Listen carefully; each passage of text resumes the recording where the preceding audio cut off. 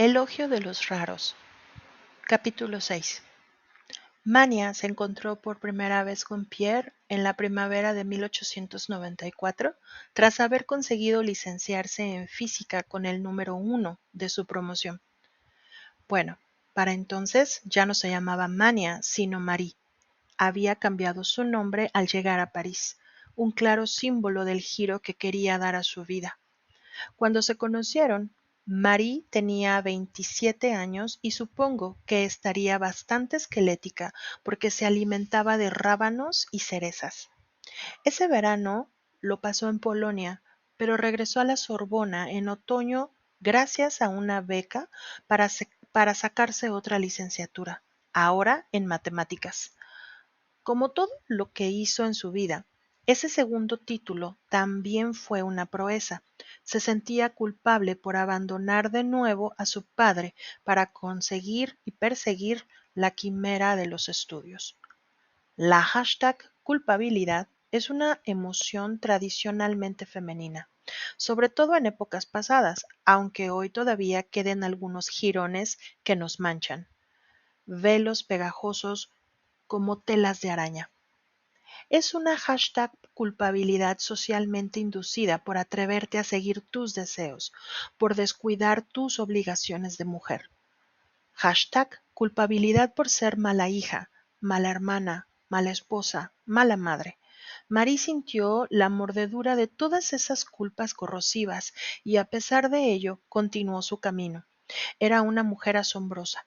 No necesito decir lo contenta que me siento de estar de nuevo en París. Se trata de toda mi vida lo que está en juego. Me parecía, por tanto, que podría quedarme aquí sin tener remordimiento de conciencia. Escribió en una carta a su hermano, nada más regresar a la universidad. Qué valiente y qué fuerte tenía que ser para decir y hacer algo así, estando tan sola, sin modelos de referencia, sin apenas otras mujeres, abriendo brecha en la endurecida costra de los prejuicios como un pequeño barco rompehielos. En otra carta de 1894 a su hermano, que a la sazón se esforzaba por sacar un doctorado de medicina en Varsovia, Marie decía: parece que la vida no es fácil para ninguno de los dos. Pero, ¿y qué? Debemos tener perseverancia y sobre todo confianza en nosotros. Debemos creer que estamos dotados para algo y que alcanzaremos ese objetivo cueste lo que cueste. ¡Oh! ¡Qué temple! La fuerza implacable de su proyecto casi da miedo. La sostenía una voluntad de hierro, un gusto maníaco por la perfección y una increíble testarudez, explica Eve, y debía de conocerla bien. En medio de todo esa lucha apareció Pierre. Un amigo en común, un físico polaco de visita en París, invitó a ambos a cenar en el hostal en el que estaba hospedado. Cuando llegué, Pierre Curie estaba de pie en el umbral de la puerta acristalada de un balcón. Me pareció muy joven, aunque tenía 35 años. Me impresionó la expresión de su mirada clara y la ligera apariencia de abandono de su figura espigada. Su forma de hablar, un poco lenta y reflexiva, su sencillez, su sonrisa grave y un joven a un tiempo inspiraba confianza. Entablamos una conversación sobre cuestiones científicas, acerca de las cuales me sentía dichosa de conocer su parecer, y luego hablamos de cosas de orden social o humanitario, que nos interesaba a los dos. La conversación era cada vez más amistosa.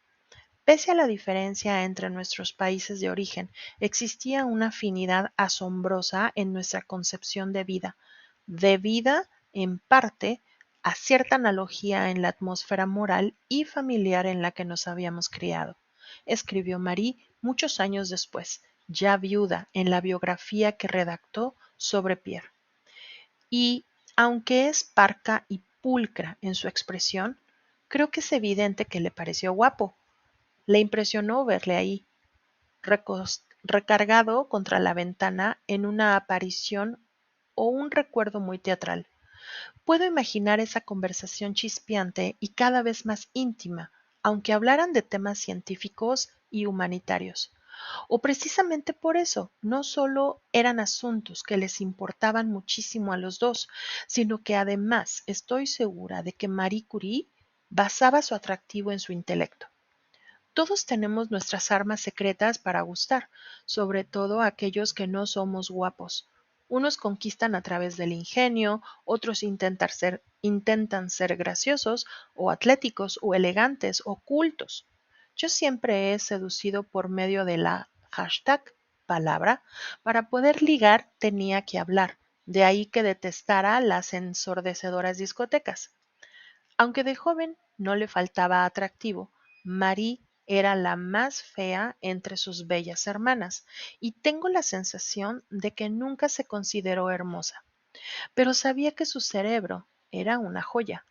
Seguro que encandiló a Casimir con su deslumbrante mente matemática, y su encuentro con Pierre, que era un hombre más maduro y completo. La sintonía y la seducción debieron de manifestarse explosivamente desde el primer momento. Supongo que el físico polaco que les presentó se estaría frotando las manos, pensando en lo bien que le había salido su bonita maniobra de Celestino, porque oficialmente la cita era para ver si Curie podía prestarle un laboratorio a Marie. No pudo, pero sospecho que el polaco tuvo además una intuición con respecto a ellos y adivinó que esos dos amigos tan solitarios y tan extraños podrían hacerse mucho bien estando juntos. Y es que tanto Pierre como Marie eran unos frikis, ¿para qué nos vamos a engañar? Ella, pionera en todo, era una extravagancia para la época, pero es que él también resultaba de lo más rarito. A los 35 años todavía vivía con sus padres y estaba muy unido a su hermano, y esas eran las únicas personas con las que había intimado en toda su vida. Desde pequeño había sido un chico especial. Tenía dificultades para pasar rápidamente de un asunto a otro y necesitaba concentrarse en temas aislados para poder entenderlos. Se considera probado que padecía dislexia como Einstein y quizá también como Rutherford, otro premio Nobel de la época y directo competidor de los Curie. Einstein no habló hasta los 4 años y Rutherford sabía leer a los 11, pero no escribir. Pero permíteme que haga una digresión aquí para cantar las alabanzas de los hashtag raros, diferentes, los monstruos, que suele ser la gente que más me interesa. Por añadidura, con el tiempo he descubierto que la normalidad no existe, que no viene de la palabra normal como sinónimo de lo más común, lo más abundante, lo más habitual, sino de norma, de regulación y de mandato. La normalidad es un marco convencional que homogeneiza a los humanos, como ovejas encerradas en un aprisco. Pero si miras desde lo suficientemente cerca, todos somos distintos. ¿Quién no se ha sentido monstruo alguna vez? Y además, ser diferente puede tener ciertas ventajas. En 2009, la Universidad Húngara de Semmelweis, disculpen, no sé cómo se pronuncia, publicó un fascinante estudio realizado por su departamento de psiquiatría. Tomaron a 328 individuos sanos y sin antecedentes de dolencias neuropsiquiátricas y les hicieron un test de creatividad. Luego comprobaron si los sujetos mostraban una determinada mutación en un gen del cerebro chistosamente llamado neuregulin. Neuregulin 1. Se calcula que el 50% de los europeos sanos lleva una copia de este gen alterado, un 15% suma dos copias y el 35% restante no posee ninguna. Y resulta que este gen de nombre inverosímil parece guardar una relación directa con la creatividad. Los más creativos tenían 2 copias y los menos ninguna. Pero ahora viene lo mejor. Poseer esta mutación también conlleva un aumento del riesgo a desarrollar trastornos psíquicos, así como una peor memoria y una disparatada hipersensibilidad a las críticas. ¿No te parece el perfecto retrato robot del artista? Chiflado y patéticamente inseguro. Ahora bien, por otro lado, esa gente un poco rara, bastante neurótica y tal vez algo frágil, parece ser la más imaginativa, lo cual no está nada mal.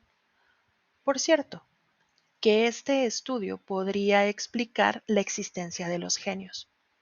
Pero regresemos con Pierre Curie y con sus peculiaridades cognitivas.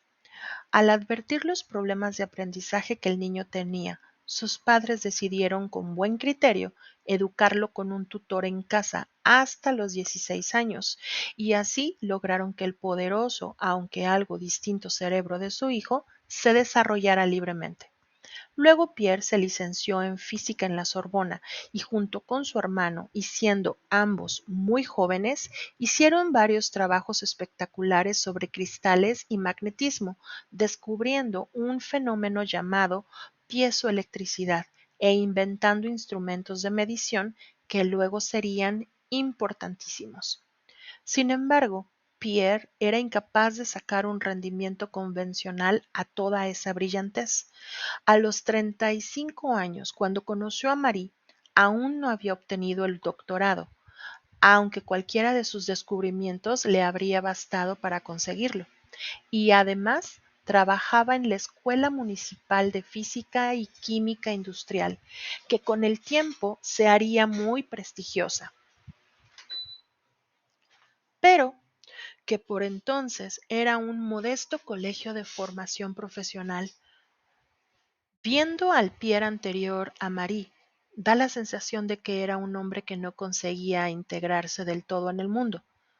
Ella fue su ancla con la realidad, y de hecho, enseguida le convenció para que por fin se sacara el doctorado. Lo que sí está claro es que lo suyo fue un flechazo, al menos para él. En verano de 1894, es decir, apenas un par de meses después de conocerse, Pierre le escribía a Marie que estaba en Varsovia, cosas como esta. Sería muy hermoso, aunque no me atrevo a creerlo, pasar la vida uno junto al otro, hipnotizados por nuestros sueños, su sueño patriótico, nuestro sueño humanitario y nuestro sueño científico. De todos estos sueños, creo que solo el último es legítimo.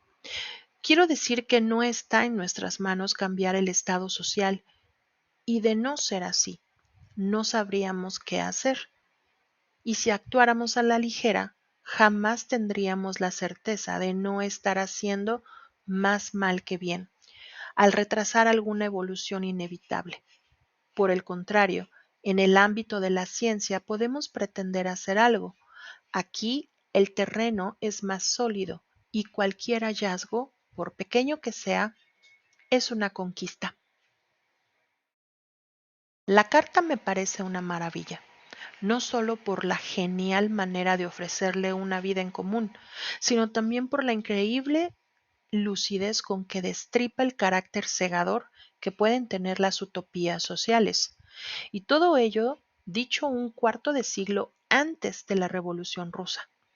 Es el sereno análisis de una mente científica. Sin embargo, Marie se resistió durante todo un año a darle el sí. Casarse con Pierre supondría quedarse en París, y a Marie le angustiaba abandonar lo que ella consideraba su obligación, volver a Polonia y ser profesora allí junto a su padre, porque hacer lo que se debe. Además, seguro que, después de la experiencia con Casimir, le asustaba doblemente entregarse a alguien. Muchas mujeres temen que sus necesidades emocionales puedan restarles independencia. Cuando tu independencia te ha costado tantísimo como le costó a Marie, tiendes a convertirte en una gallina clueca que, sentada sobre el pequeño huevo de su libertad, arrea picotazos a cuantos se acercan. Me ha sucedido incluso un poco a mí, pese a que mis circunstancias son definitivamente más favorables, así que entiendo su miedo. Ahora bien, dicho todo esto y teniendo en cuenta la naturaleza secretamente volcánica de Marie, parecería que al principio no se enamoró de forma arrebatada de Curie, porque una pasión así, con lo ardiente que ella era, hubiera pasado por encima de las zarandajas de Polonia, del padre y de la independencia. Sin embargo, la relación, que quizá empezara tibia y demasiado tranquila para el corazón guerrero de Marie, pronto se convirtió en una sólida y hermosa historia de amor. 4 años después de su boda, en 1899, Madame Curie confesó a Bronia: «Tengo el mejor marido que podría soñar. Nunca había imaginado que encontraría a alguien como él. Es un verdadero regalo del cielo, y cuanto más vivimos juntos, más nos queremos». Tenía muchas cosas en común. Para empezar, los dos eran unos idealistas. A los 20 años, Pierre había escrito: «Hay que convertir la vida en un sueño y volver realidad los sueños». Y Marie poseía profundas preocupaciones políticas, nacionalistas y sociales. Quería hacer algo por la humanidad y lo sentía como un deber moral. Para ello, practicaban lo que ella llamaba el credo del desinterés, que consistía en plantearse altos objetivos y trabajar para lograrlos sin prestar atención a las distracciones mundanas. Suena seco, suena duro, suena árido, y lo es. Marie tiene algo de misionera, de monja laica, de visionaria ardiendo en la pureza de su visión. Esta parte a lo Juana de Arco es quizá la que menos me atrae de Marie Curie, pero seguramente era necesario ese núcleo incandescente de inmensa voluntad y duro sacrificio para conseguir todo lo que consiguió, teniendo en cuenta las enormes dificultades a las que se enfrentaba. Por otro lado, Marie era mucha Marie, y su formidable y compleja personalidad no podía quedarse reducida a un perfil tan constreñido, tan pobre, tan carente de refinamientos y placeres. Por ejemplo, siempre había flores secas en su casa y amaba el campo, hacer excursiones en bicicleta, ir de picnic, por no hablar de su pasión por la investigación científica, un placer en sí mismo. Además, creo que, con el tiempo, Marie fue aprendiendo a vivir. En Navidad de 1928, escribió una carta a su hija Irene que decía: «Cuanto más se envejece, más se siente que saber gozar del presente es un don precioso, comparable a un estado de gracia». Así que Marie también sabía hablar de gozo, lo cual no me extraña, porque la intuyo carnal y sensual por debajo de su aspecto astringente y su ceño casi siempre fruncido. Dice en su diario: «Tus labios, que yo solía decir eran exquisitos, están pálidos, descoloridos. Tu barbita canosa Tu barbita canosa, apenas se ve tu pelo porque la herida empieza justo ahí, y podría verse el hueso superior de la derecha de la frente levantado. ¡Qué golpe ha sufrido tu pobre cabeza!», que yo acariciaba tan a menudo tomándola en mis manos. Y una vez más te besé. Los párpados que tú cerrabas tan a menudo para que yo los besara. Me ofrecías la cabeza con un movimiento familiar que recuerdo hoy y que veré difuminarse en mi memoria, ya que el recuerdo es confuso e incierto. Cuánta piel, cuánto roce, cuánto deleite en el cuerpo del otro hay en estas líneas. Y cuánta desesperación por haberlo perdido. Y es cierto, la memoria es traidora, débil, mentirosa, sobre todo la memoria visual, que se desintegra como una tela podrida a poco, a poco de que la uses. Claro que luego está la memoria involuntaria. Me refiero a la memoria proustiana, esa que evocan las Magdalenas por carambola. Es extraordinario porque cuando se te muere alguien con quien has convivido mucho tiempo, no solo te quedas tú tocado de manera indeleble, sino que también el mundo entero queda teñido, manchado, marcado por un mapa de lugares y costumbres que sirven de disparadero para la evocación, a menudo con resultados tan devastadores como el estallido de una bomba. Y así, un día estás viendo con toda tranquilidad una revista, cuando das la vuelta a una página y ¡zas! Te das de bruces con la fotografía de una de las maravillosas iglesias de madera medievales de Noruega.